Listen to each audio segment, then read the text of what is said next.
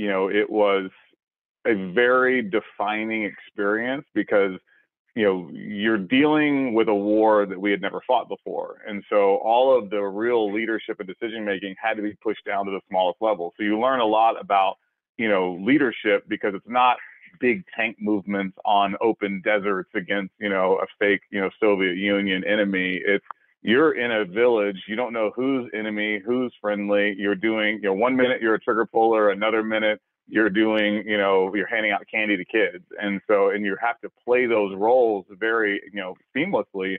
But you also have to trust, kids. I had, 18-year-old, enlisted, specialists negotiating ceasefires with tribal leaders. And so, it's like you really have this incredible appreciation, and this has always stuck with me, for your resume, your college experience or where you went to college or your upbringing. Nothing is such a great normalizer as getting shot at. And so, I've always appreciated that, the best ideas don't necessarily come from the most likely sources. And so making sure that everybody has a voice and everybody participates in any sort of ideation or strategic planning or tactical execution, I always, have kept that with me to make sure that everyone's voice is heard, because you never know when the really great idea is going to come up or who it's going to come up from. But I will say, being in the Army will teach you, you either love a boss or you hate a boss. I've learned that I do not like having a boss. Bureaucracies are not for me.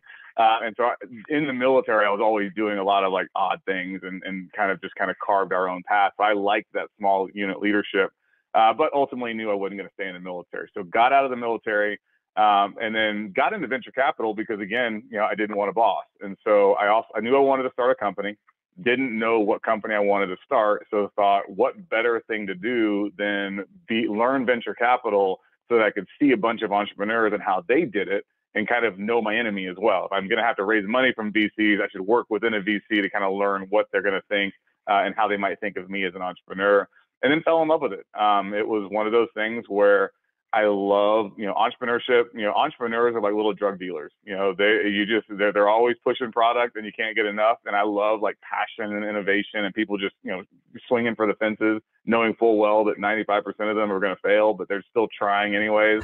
And so I ended up taking over an angel network, ended up growing that to be the most active angel network in the country, the Central Texas Angel Network. And then used that to start my own fund that was focused mostly on healthcare technology.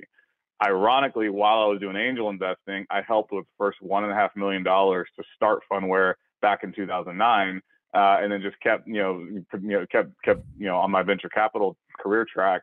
And then about 5 years ago, Alan and I were riffing on where Funware was and his plans to kind of take it public and to kind of expose it to more, to blockchain. And I was doing some things in blockchain.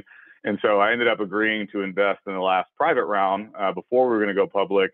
And then the old COO, great guy named Scott, ended up needing to step away for some personal health reasons. And Alan said, hey, you've been doing this VC thing for a decade now. It's fun, but, I know you keep talking about wanting to be back with a team. I miss the camaraderie of one team, one fight. Yeah. He said, you want to take this, take Funware to the next level and help build this thing with me. And so I think I surprised myself. I think I always knew I wanted to get back to a company. But it would take a very special company solving a big enough problem for me to want to do it. And when you kind of mentioned it, it was a no-brainer. I was like, absolutely. And so it's been a wild ride ever since. What's it like? Like, you mentioned, kind of like getting bogged down with like the bureaucracy of the military. And, it feels like in entrepreneurship, and especially like in the startup world, it is very exciting and ambitious. And, you have your seed funding and then you move on to series and it's like, oh my gosh, like we're getting investors. Like this is incredible. And I have no experience in this, by the way, but I just, my perception is like, once you become publicly traded I envision like a lot more inflexibility and a lot less agility. So like, what's it like navigating that at the scope and like the space that you guys are in? I mean, does that like, does it bog down your entrepreneurial spirit? Is it, yeah. I mean, what's it like? It's a great question. So I think they're not mutually exclusive. And so I find that most entrepreneurs, or not most entrepreneurs, a lot of entrepreneurs punt the stuff that they don't really want to do. And you can get by doing that until you can't. So it's the entrepreneur who says, like, okay, I want to start a company. I want to bootstrap it, right? Because that's what everybody tells me to do. And, I'm not going to go pay, some big law firm all this money to start my company. My cousin's a real estate attorney. He'll hook it up. Yeah. And then that's fine. And for like years, it's fine. And then like 3 years later, you're doing something and you look back and your docs weren't formed the right way, or you don't have certain provisions that would have protected you. And you're like, oh shit. And like, it bites you in the butt. Yeah. And so it's the same thing I think of when I think of bureaucracy, so it's called organizational development or organizational rigor. And so as an entrepreneur, I've always, coming from the military where it was interesting, you kind of needed the foundation of the bureaucracy, which we always had. But then when we went into Iraq and Afghanistan, there was no playbook for it. So while I was super excited and glad that the bureaucracy of supply chain and, the bureaucracy of, certain things that would support us in theater was there, once we went outside the wire, it was very entrepreneurial. We were making stuff up as we went. I kind of look at, entrepreneurship now the same way. Like, you need good best practices. Like, you need a good CRM, you need a good, ERP, you need a good, you need good discipline around what you're building so that you can ideate, so that you can do product management. Anybody that's ever done product management will tell you, who's your dev manager? Do you have a program manager? Do you have a product manager? Like, who's managing the stories? Who's managing the research? Do you know what to build? And you can't just be like, hey, I think we should go do this because that's the fun stuff to do. Like, you need that rigor so that you don't make mistakes that cost you more later on down the road. So now, being a public company, I actually love it because I have so much great discipline at the organizational level, which you could probably consider bureaucracy. There's a lot of bureaucracy around what we do with HR. There's a lot of bureaucracy around what we do with finance. Mm-hmm. But that bureaucracy and discipline gives us a platform to build all the products that we're building and ensure that we're not, missing the forest through the trees, if you will. And so I love it. And now, having those resources and people coming from, venture capital, but then not having, always doing startups. I was doing mostly seed, Series A, Series B, where you didn't have a lot of infrastructure. It's really cool to now have, great infrastructure, great people. And so when I have an idea, they call me the good idea fairy. I'll have an idea around one of our products, and then immediately to see my team spin up design, spin up storyboards, spin up, what would the engineering kind of Gantt chart look like? How do we prioritize features? When can we actually deploy this? How are we going to QA/QC it? Like, it's cool to see all that just work. And so similarly, in the military, hey, we're going to go invade this country. All right, now all of a sudden, all these things and all these wheels have to get, spun into motion. If you don't have that as an entrepreneur, you're going to fail. You have to have it. I love that insight, because I think a lot of times people get into entrepreneurship because it's like they're embracing like this creativeness within them, like this, it's this passion that's linked to creativity, and like, your imagination is running wild, what all could happen, like, where could this go one day? And then someone like yourself who says like, well, hey, like, how are you structuring this? How are you organizing this? Yeah. And I've had this conversation with lots of people.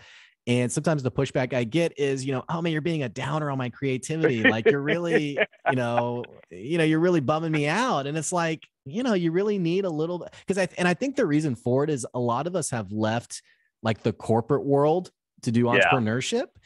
And so sometimes it feels corporate to instill those things.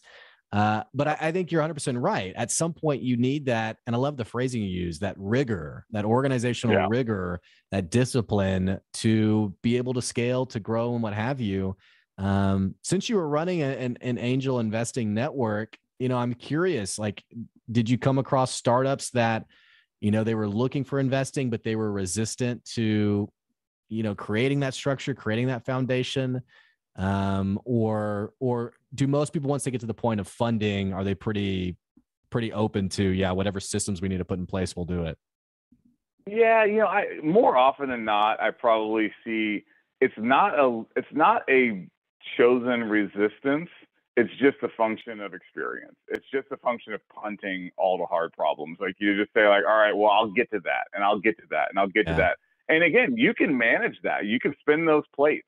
And sometimes it never bites you in the butt, but when the wind starts to blow, spinning too many plates gets real chaotic. And so it's cool when it's all still.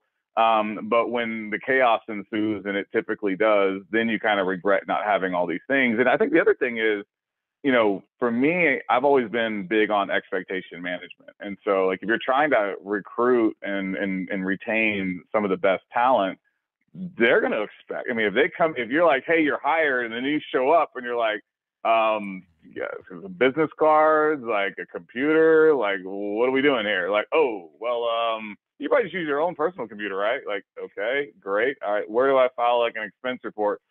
Okay. Well, I guess just give us all of a sudden it starts to get a little wonky and you're like, wait a minute, like, is this a real company or not? And Yeah. so Yeah. some of the, when we bring on, salespeople, you want to be able to train them on like HubSpot or Salesforce. You want to be able to have a lot of content to be able to get them up to speed relatively quickly. You want to have that rigor and how do you onboard somebody? And so it's setting expectation, because the very best people, you're not doing them a favor. They're doing you a favor. Like, and in the best world, you're doing each other a favor, right? But I say the A players, they can do anything in the world they want, and you're so blessed to have them. And so you want that rigor to bring them on in a structured, professional way, even as a startup. So the best startups I saw, ran their startup like a big business. It didn't mean that they became slow and archaic. It just meant that they put their best foot forward, whether it was operationally, with sales, or with their customers. And it really, you could tell.